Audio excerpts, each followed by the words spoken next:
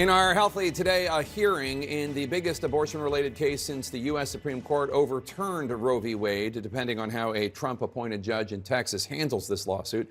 Access to the most common method of abortion, pills, could be cut off nationwide. CNN's Rosa Flores explains how this could happen, even in states where medication abortion is perfectly legal.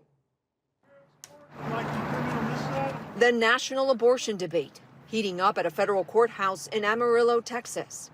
Inside, the biggest legal battle over abortion since the Supreme Court overturned Roe v. Wade. A federal judge is seriously considering undoing FDA approval of mifepristone, an abortion medication that has been available for more than 2 decades, in a lawsuit brought by an anti-abortion coalition. The impact of overruling the FDA's approval of mifepristone is far-reaching. Doctors and patients will not know if we can trust the national guidelines, which tell us to follow the standard of care. During the 4-hour preliminary injunction hearing, the judge raised one possible scenario where he could keep the drug's approval intact and instead block the FDA's most recent moves to make the abortion pills easier to obtain. It's a 20-year-old drug that's actually used to save women's lives. Legal concerns already restricting access. Walgreens announcing it plans to stop the sale of abortion pills in states where abortion remains legal after Republican-led states threaten to sue. In this case, the plaintiffs are arguing the drug is unsafe and the FDA's approval process was flawed. The Women's March and other abortion advocacy groups say the plaintiffs went, quote, judge shopping to find someone they believe will rule in their favor. By filing the case in Amarillo, where there is one federal judge, Matthew Kacsmaryk, a President Trump appointee who went from working at a religious liberty law firm on anti-abortion advocacy to the federal bench. It would be unprecedented for a judge, a single judge, to say the FDA got it wrong 23 years ago. There's never been an instance where anyone has overturned the ruling of the FDA against the FDA's wishes. Judge Kacsmaryk's handling of today's hearing had been shrouded in secrecy. The judge saying he didn't want to publicize the proceeding out of security concerns, pointing to unnecessary death threats and voicemails and harassment, sparking outrage over the lack of transparency. I'm dressed like a clown to show what a circus he's created. It's just a joke. He's making the American court system into a circus. More than half of all abortions in the U.S. in recent years were medication abortions, most using mifepristone. And a ruling against this drug would have wide implications. And mifepristone is not just used in abortion care. It is also used for miscarriage management. The judge didn't rule from the bench today and said he'd issue an opinion as soon as possible.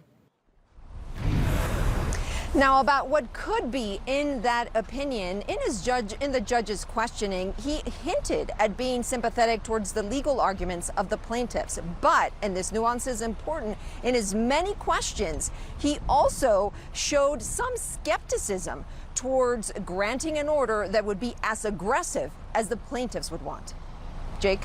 All right, Rosa Flores in Amarillo, Texas. Thanks so much. Let's bring in Katie Watson. She's an associate professor of obstetrics and gynecology at Northwestern University. She's also an attorney. Professor Watson, if the plaintiffs, this group of doctors who oppose abortion, medical associations that oppose abortion, if they do get this preliminary injunction, it would force the FDA, correct me if I'm wrong, to withdraw or suspend its approval of the drug mifepristone while this lawsuit plays out.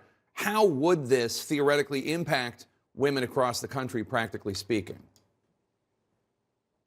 I think the impact is not theoretical. We know that over half, as we just heard, of people choosing abortion choose medication abortion. And so in the 2/3 of states in the United States where abortion is legal, it would remove this popular method of abortion. So essentially, this is anti-abortion plaintiffs trying to control the choices of people who live in states where abortion is legal through an absolutely unprecedented dramatic overreach to have a federal judge tell the FDA what to do. It is interesting because also we heard a lot of anti-abortion legal scholars say after the overturning of Roe v. Wade, well, this is just going to kick it back to the states and that's where it belongs. You're saying this would be much more aggressive than that. No, this completely counters that fabrication. The idea is to control abortion nationally. And when these plaintiffs say that medication abortion causes harm, as a medical ethicist, I'll tell you, I think what they mean is they perceive all abortion as a sort of moral harm. But that's not how the FDA works or what science is based on. So they've made specious scientific claims to veil a moral claim in a federal court. Let's talk about women who live in the states, the 31 states, where this kind of abortion medication abortion is perfectly legal. If suddenly it's made illegal and women can't get it and girls can't get it and they need to get an abortion for whatever reason, what would these women do? Well, let's be clear about what's on the table and what we don't know. So this case specifically targets a drug called mifepristone, which is the first of two drugs used in a medication abortion regimen. And so it's possible that a ruling would still have misoprostol be legal. That's a drug that's been on the market and is stocked in pharmacies and been around for decades. And so people could, in those states where abortion is generally legal, do a misoprostol only regimen, which my understanding is maybe 5 or 10% less effective. It takes longer and it's much less comfortable for the patient. The two drug regimen really is the gold standard. So it's possible some people who would have elected medication abortion will go with a misoprostol only regimen. And it's also possible some of them will choose a procedural abortion. The problem with that is that requires an actual visit to a clinic, whereas medication abortion can be done with telemedicine. So even folks driving from states where it's illegal to states where it's legal had the opportunity in recent months to cross the border, do a telemedicine visit from their car.